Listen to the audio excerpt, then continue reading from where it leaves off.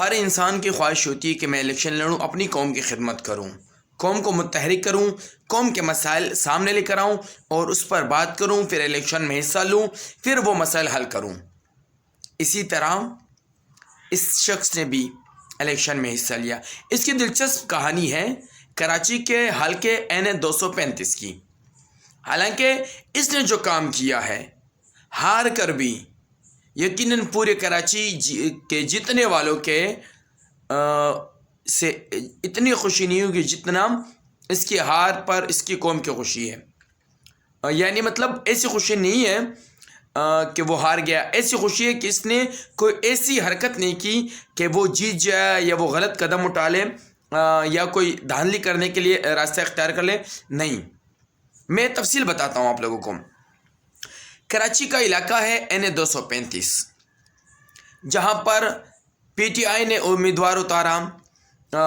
Peoples party نے امیدوار اتارا، جماعت اسلامی نے امیدوار اتارا اور ساتھ ساتھ میں MQM نے امیدوار اتارا اور دیگر جماعتوں نے امیدوار اتارے۔ کوئی بھی وہاں پر سب سے زیادہ رہنے والی قوم میں سے نہیں تھا۔ اس کا نام ہے حاجی شرافت خان اور یہ اکاخیل برادری سے تعلق رکھتا ہے۔ تو اس نے سوچا، حالانکہ اس سے پہلے بھی الیکشن لڑ چکا ہے 2018 میں، لیکن وہاں پر بھی اس کو شکست ہوئی۔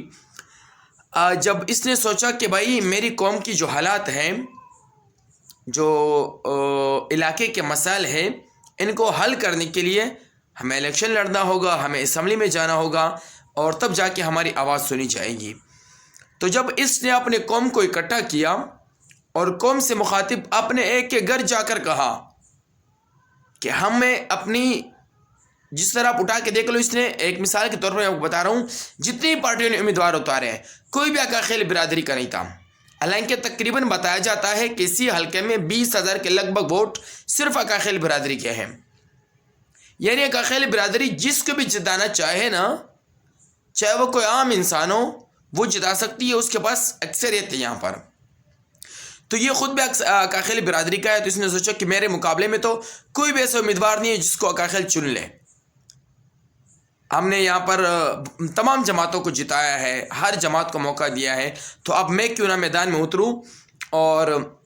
الیکشن میں حصہ لے کر اپنی قوم کے مسائل اور ساتھ ساتھ میں جو دیگر ہمارے ساتھ لوگ ہیں پختون بیلٹ کے، یعنی پشتو زبان والے اور اس میں سندھی زبان والے، بلوچ لوگ، پنجابی، اردو بولنے والے،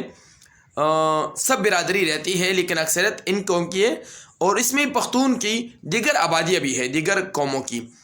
تو اس نے اپنے قوم کو متحد کیا، قوم نے اس پر اعتماد کا اظہار کیا اور اس کو ایڈوانس میں مبارکباد دے دی۔ تو یہ الیکشن کے لیے تیاری پکڑ لی۔ نون لیگ نے اس کو ٹکٹ پکڑا دی۔ نون لیگ کا بہت دیرینہ ساتھی ہے، تو نون لیگ نے اس کو ٹکٹ پکڑا دی تو MNA کے لیے امیدوار بن گیا۔ سب کے ذہن میں یہ تھا کہ یہ جیت جائے گا، لیکن الیکشن کے دن کیا ہوا؟ الیکشن کے دن سب نے یہ سوچا، لوگوں کے مائنڈ سیٹ میں بتا رہا ہوں آپ کو، اور بہت سارے لوگوں نے یہ بات کہی بھی ہے کہ صرف نون لیگ کی وجہ سے ہم حاجی شرافت کو ہمارے اکاخیل برادری کے ہونے کے باوجود بھی ہم ووٹ نہیں دیں گے۔ کیوں؟ اگر نون لیگ اتنی مخلص ہوتی تو وہ پختونخوا کے اوپر گندم بند نہیں کرتی، انہی کی پانی سے، انہی کی بجلی سے پنجاب میں مسائل پیدا کر کے پختونوں کو بیوقوف نہیں کہتی، جو حالیہ میں بیان آیا تھا نواز شریف کا الیکشن سے پہلے۔ اور اسی طرح ان کا بغض اتنا پختونوں سے نہیں ہوتا۔ تو لوگوں کے خیال اور ذہن نون لیگ سے بھٹک چکے تھے۔ اپنے برادری نے ان کو نہیں جتایا، تو اس شخص نے بہترین کام کیا، شکست قبول کر کے اپنے حجرے پہ چلا گیا، اپنے گھر چلا گیا اور اپنے کاروبار و زندگی میں لگ گیا۔ حالانکہ اس کے پاس پیسوں کی کوئی کمی نہیں ہے، ارب پتی بندہ ہے، لیکن قوم کی سوچ کے متعلق اور ساتھ ساتھ میں میرے انداز کے مطابق یہ فیصلہ ان کا غلط تھا، کیونکہ نون لیگ سے آج کل سندھی، بلوچ، پٹھان، مہاجر، پنجابی، پختون خاص طور پر بڑی دور ہو گئی ہے ان کے فیصلوں سے اور ان کے کچھ ایسے کارناموں سے کہ جن کی وجہ سے لوگوں کا بہت دل اور دماغ جن لوگوں کے ذہن میں تھا بھی، جو لوگ ان کو ووٹ دیتے رہے، صرف پارٹی میں نہیں تھے، ان کو ایک اچھے پرائم منسٹر کے طور پہ دیکھتے تھے، ان کا بھی دل ٹوٹ گیا تھا. تو صرف اس وجہ سے شکست ہوئی اور کوئی بھی وجہ نہیں تھی. اور یہاں سے پی ٹی آئی کے جو فارم 45 کے مطابق تھا، پی ٹی آئی جو ایم این اے کا امیدوار تھا وہ جیت گیا. پھر بعد میں جو مسئلہ چل رہا ہے ابھی آپ کے سامنے، پورے پاکستان کے سامنے. تو میرا کہنے کا مقصد کیا ہے؟ میرے کہنے کا مقصد یہ ہے، یہی شخص اگر مکمل اگلے 5 سال تک اپنے قوم میں آنا جانا لگا رکھے اور اپنے قوم کے مسائل کو بغیر پارلیمنٹ کے اٹھائے رکھے،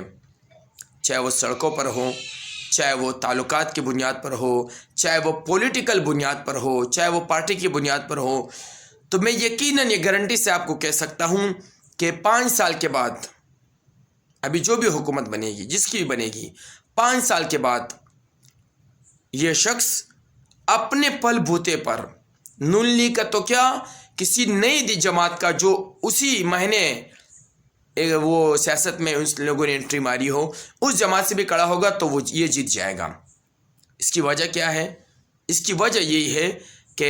یہ کہنے کا مقصد میرا کیا ہے کہ اس شخص کی طرح پورے پاکستان کی مثال کے طور پر اب نون لیگ کو شکست ہوئی، وفاقی گورنمنٹ نہیں بنا سکتی، پیپلز پارٹی بھی نہیں بنا سکتی. تو یہ ان لوگوں نے اب دوسرے کو بنانے کا موقع بھی نہیں دینا. ملک ایک انتشار کی طرف، ایک حالات خراب کی طرف، اور ہو سکتا ہے اگر اسی طرح چلتا رہا، حکومت نہیں بنی تو ملک کے خزانوں میں کمی آئے گی، پیسوں میں، بجٹ میں، اور اسی طرح جو ان کی